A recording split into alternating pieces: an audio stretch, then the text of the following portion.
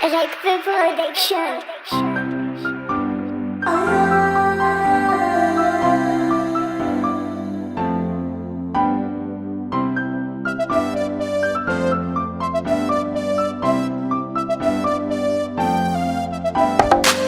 Ataovy tsisy le ola nefa niatra taminaho e.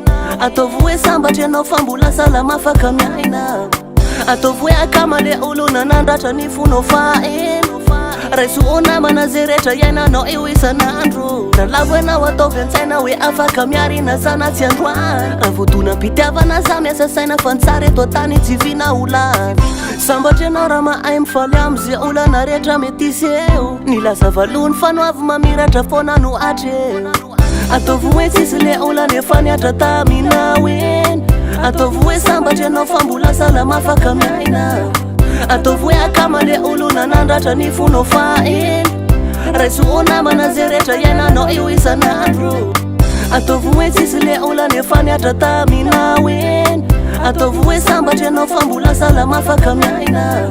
Ataovy hoe akama le olo nanandratra ny fonao faeno. Raiso namana zay rehetra iainanao eo isan'andro.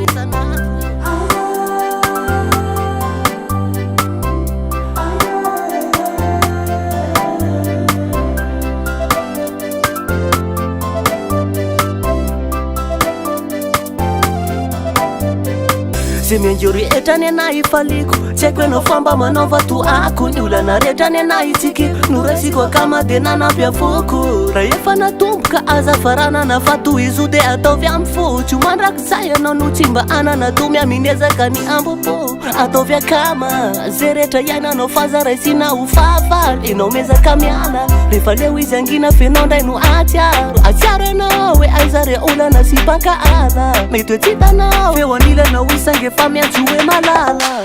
Ataovy hoe tsisy le ola nefa niatra taminaho eny. Ataovy hoe sambatry anao fa mbola salama afaka miaina. Ataovy hoe akama le olo nanandratra ny fonao faeno.